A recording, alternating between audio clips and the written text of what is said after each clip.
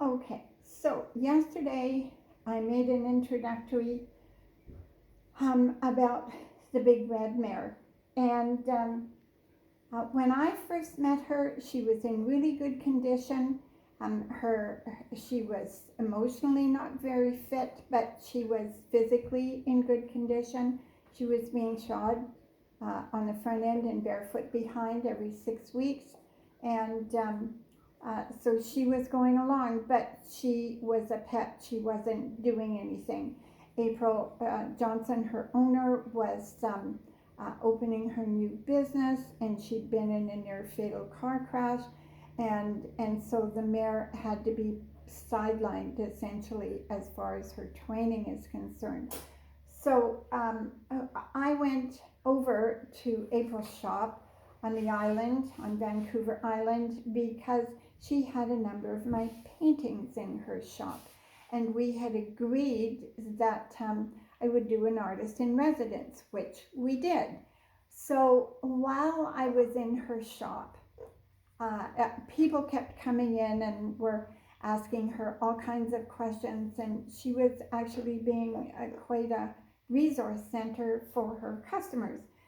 And one mother-daughter pair came in, and the daughter was in her mid-30s maybe, and they had just a terrible situation they were trying to deal with. And I finally couldn't stand it any longer, and I said, can I say something here? And so, yes, please. And so we got that situation sorted out, and then they left, and it was time to close the shop. And I looked at April and I said, my old German friend, he would say, I hang me by the neck, but I just got to say this to you. I said, um, having looked at your mare and recognizing that you're in, a training situation with her that is difficult to deal with, um, I'm just going to step over and change this picture. I said, I think what I really need to do is come over and do some clinics over here. And she said, oh, I was hoping you would say that. So I'm just going to see if I can find the other photographs that I wanted to share with you. And there it is. So this photograph, because I came back to the mainland in the end of March, first part of April of 2020. And this was a picture of the red mare and Luna just days before I left. So, and again, you can see that right hind reaching up to the right front, and the mare looks completely different. Now, what had happened actually was April and her mom had discovered this warm blood mare in the area that had been through a really hard time. We don't really know much about the mare except that at one point she'd been starved out, and so April and her mom spent some money and bought the horse and brought her home. But they turned her out with the red mare, and this happened late in the fall. And so they were stable. They weren't stable. They were out in the field, and they were pastured, blanketed with heavy winter blankets, and there was water there that was changed pretty well every day because that was a bad winter. We had quite a bit of snow. And April's mom was feeding the horses.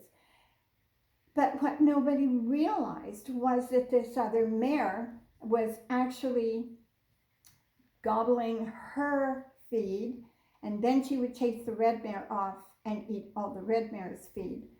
And because April was so desperately unwell from her car crash, nobody took those blankets off. I mean, it's cold, it's miserable, and it's just the two of them looking after the horses. And so, long story short, nobody took the blankets off. So then I arrived in the middle of December, and we had like 15 inches of snow on the ground that winter, and it was bitterly cold.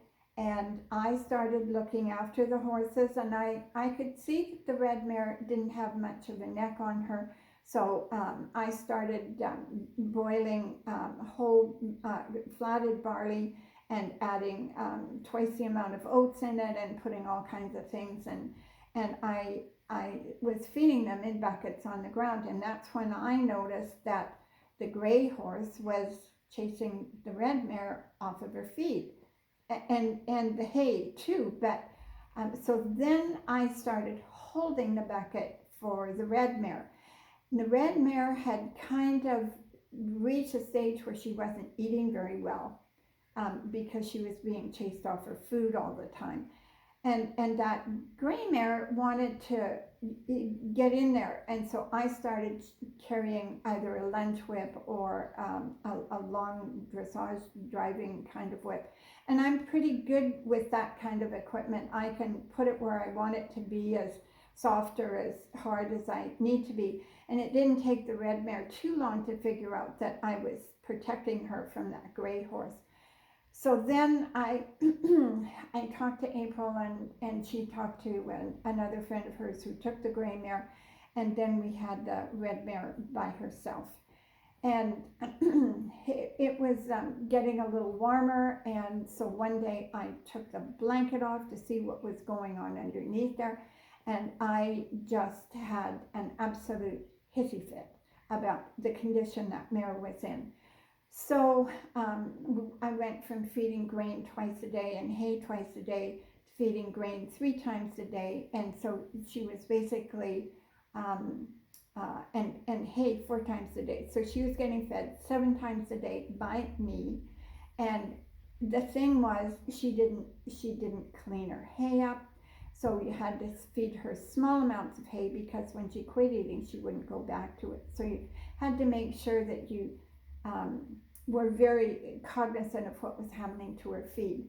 So then within a little bit of time, she actually started to look a whole lot better. I have to get up again to change this picture. I snapped it onto full screen. So you can see things have changed a lot with the mare.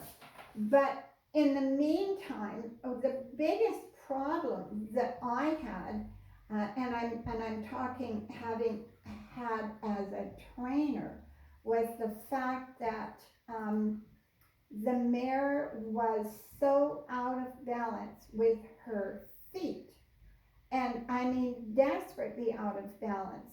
And I'm just going to show you a picture here. I think I have the right one.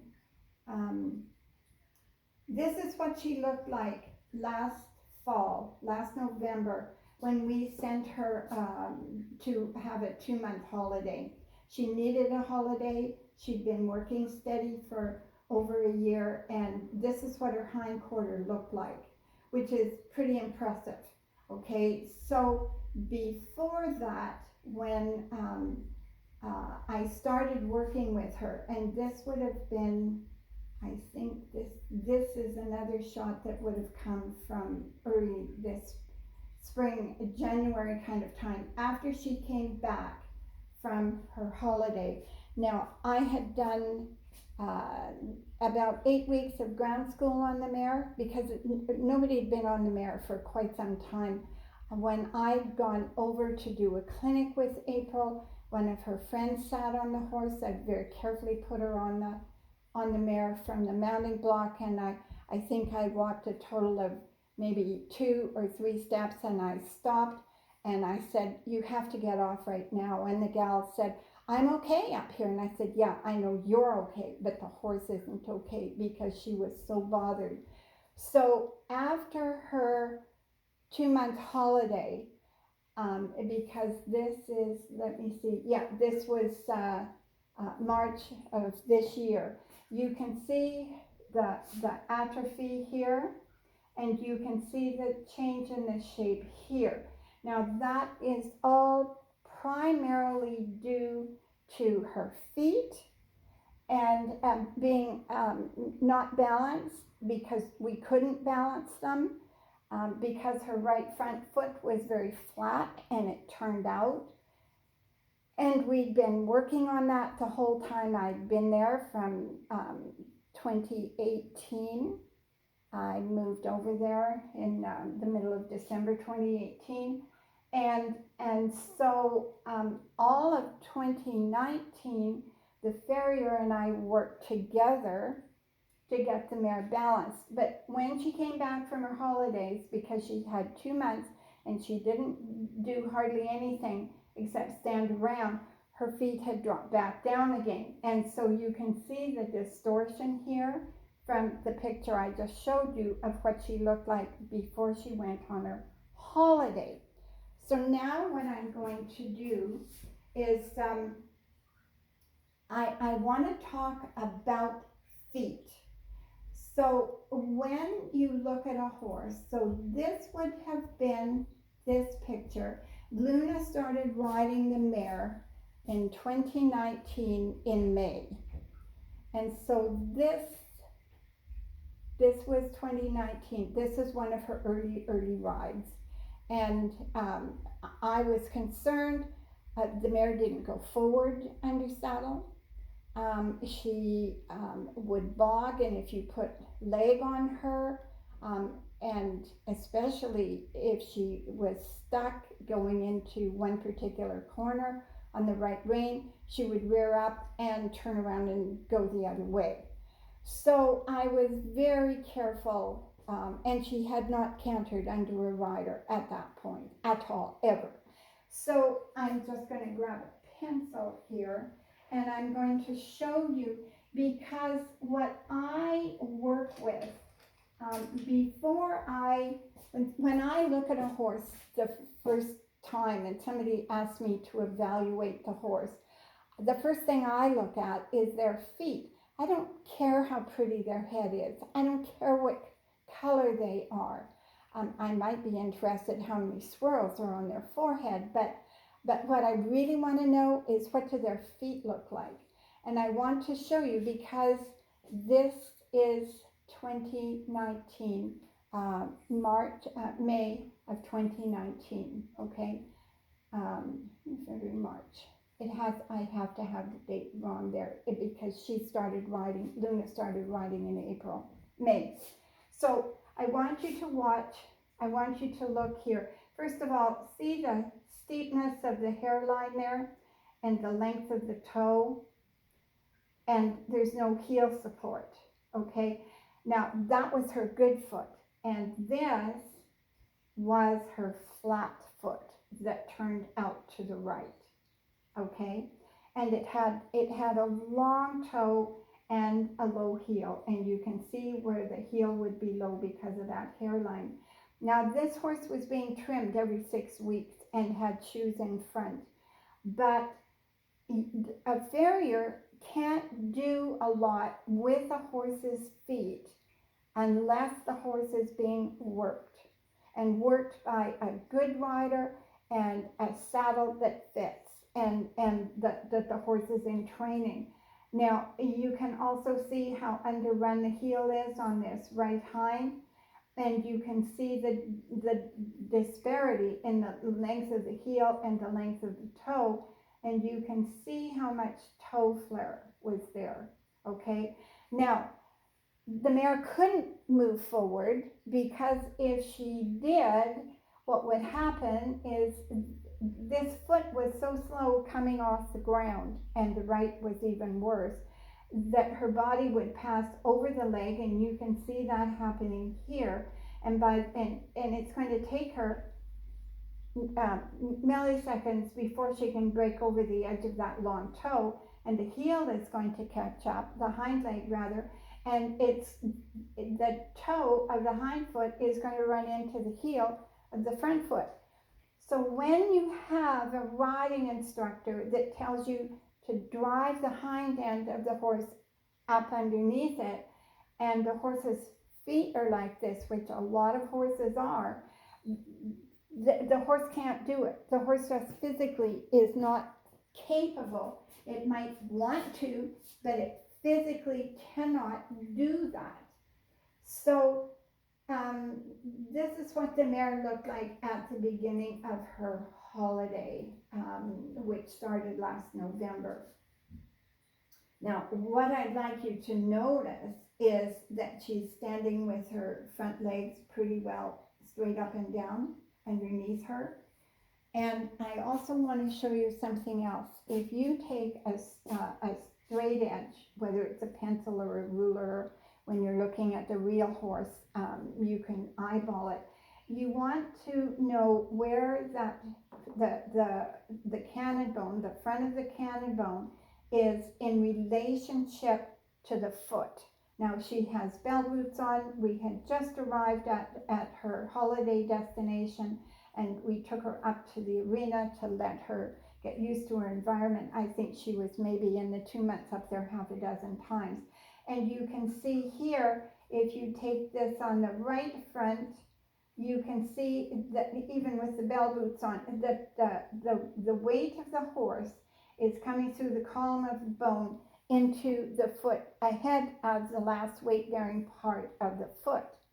So this is how much the horse was balanced before her holiday started, this being the first official day. And you see the smoothness of the muscle here, and you can see that the back is in good shape and the neck is in good shape and all of that kind of stuff. So you can see that when you have a horse that's in trouble with their feet and you work with them in a systematic way, that you can do a lot of changing on this horse. And there's a picture of her top line. I'm really big on taking these kinds of pictures, and I want you to notice that when you take these, see how straight she is here, and she's pretty symmetrical there. I'm going to show you an earlier picture from this same day. Before, this was after her feet were trimmed, and I think this is it.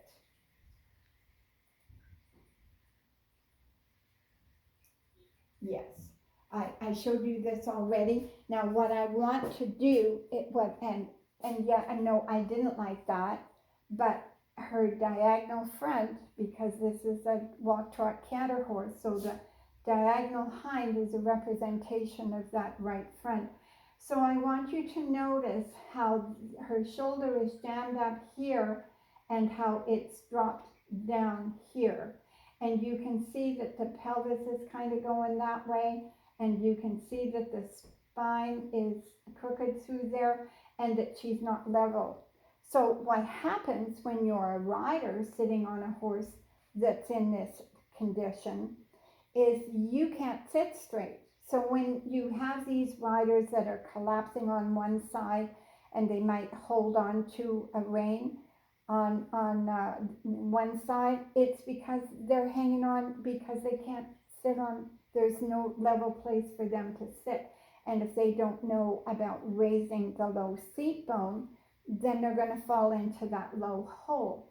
So you see this now, this was done I think March of 2020. We had done her feet when she was on holidays. They've been done twice, but she had let down.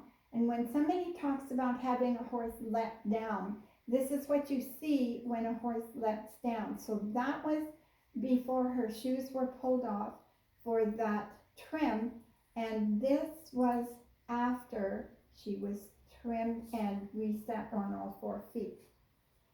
So you can still see some deviation through the shoulders, but it's far better than what it was. And you can see that she's much straighter here. You can't see what this musculature on the left hind is doing, but it actually straightened itself up and filled out pretty quickly. But what we did, and I'm pretty sure I have the foot pictures. I wanted to show you this.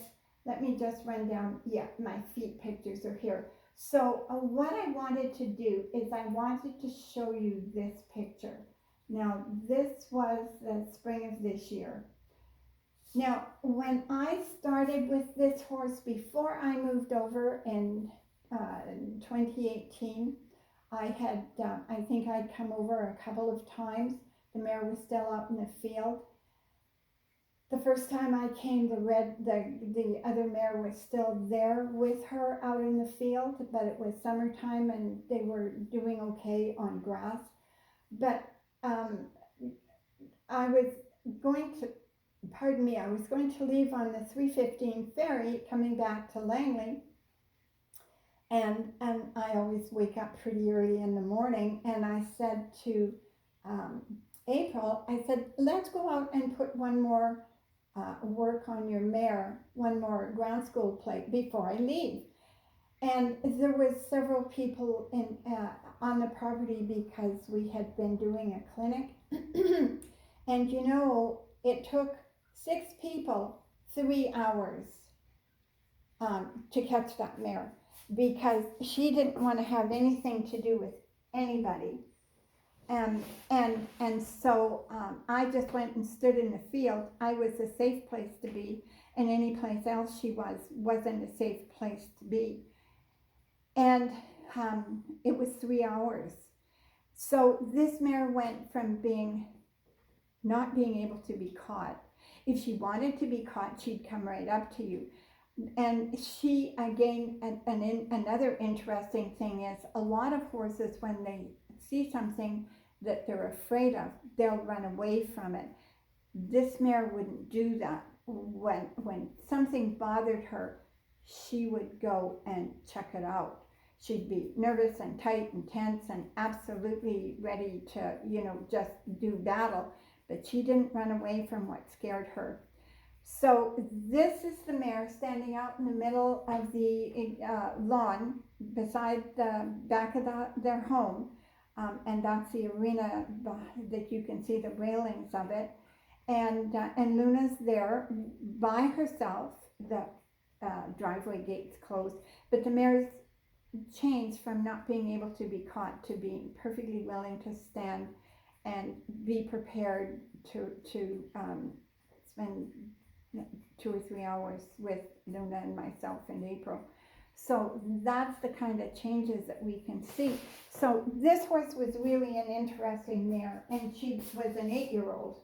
So the thing about that is that it's not like working with a baby. Now, I just want to find these feet. So what we did that day was we really, and these are front feet. That you can see, the farrier took the toes back, the flare on the toe back as far as she could. And this was her right front that had a lot of excess foot here, okay? We didn't just shorten the length from the ground to the hairline. We also took a lot of the excess flare off the foot. And the quarters, you can see on her left front, you can see the rust marks. But this was her left front, is her left front, and it was the one normal foot that she had. And you can still see, but we couldn't take it back anymore. The next time we did her feet, that came back, and she doesn't have any flare at all now. And likely, she's not going to have that flare come back again. Now, a lot of people aren't used to seeing a foot that's in this shape. Recently, I went to a friend's place to look at her old 22-year-old Arab, I'm not sure what kind of cross it is. And she's got Cushing's, and she's on the end of her lifespan. And she wanted me to look at the horse, but they had another horse there that was a loaner that was for them to ride. And honestly, I'll bet you from here to the end of her toe, I bet you it was 6.5 inches. Her foot was like that. All right, and she was being done pretty regularly. So people don't understand the significance in movement, because when the toe is too long and the heel is too low, then what happens, it's like they're walking in Ronald McDonald shoes, and they have to take their whole body and pass over that toe on the front feet in order to be able to pick that foot off the ground. And they have to roll over it. They can't pick it up and go. And that's one of the biggest causes of lameness in horses in North America, and it's just absolutely tragic. And I feel like I'm sticking my neck out here quite a bit by talking about this, but I have met a very lovely lady in New Zealand who is rehabbing, he's Andalusian, beautiful horse, and she's been working on her feet, but she had neglected to take the toe off. So these are the hind feet, you know that because you can see the tail. Now, we still have a bit of excess wall here, and you can see where the farrier has rasped the toe off here, and we round the toe so that the foot can break over the actual center of the toe. And when the toe is long and pointed, they have to break over to one side or the other, and that alters the direction in the flight path of the foot.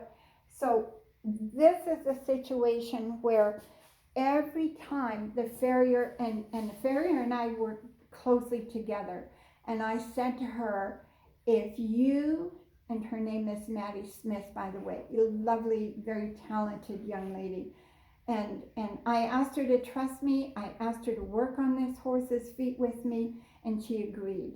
So, and when you have a farrier that will do that kind of thing, and my guarantee to her was, you take that foot back as far as you can, as far as flare on the outside of the foot, and you shorten the toes as much as you can. And if the horse is a little sensitive for a day or two, that's me. That's my responsibility to deal with that. That's not your responsibility. You're doing the best you can, and we need to take this foot to the max, because if we don't, we'll never get the changes that we need. And it's a lot of extra work for a farrier to do this. People, can say, well, my farrier doesn't do that. He doesn't believe in it. And that's coming from the education of the farrier schools, the one here in Langley and the one in Olds College. And when you have these older, mature farriers that have been working on jumpers and dressage horses, if their toes aren't taken back and the flare isn't taken off, those horses don't stay sound. And so I'm hoping that people will be able to understand some of what I'm talking about here, and to be able to see the difference. I'm going to keep talking about this horse because there was a few things happened. First of all, Luna had been studying for 7 years with another trainer that was very much hold and drive and do a minimum amount of work on the ground and get on, and she'd been backed off I think 14 times in 7 years. And so she was pretty scared, and she was scared of not doing what she thought I would expect of her. And so it was a very difficult process to get Luna to forget her previous training. And I didn't tell her to forget it. I said, put it in a box and set it aside, because there's a time and place for what you know, but it's not on an 8-year-old that had 2 serious injuries that happened at the same time. And it's not what you do with a sensitive warm blood chestnut mare. You don't do that. You've got to have a totally different approach to this situation. So this has become quite long. I think I'm almost at 30 minutes here. So I'm going to download this on my YouTube channel, and then I'll see if I can transfer it onto my journey blog. I'm having trouble doing that right at the moment.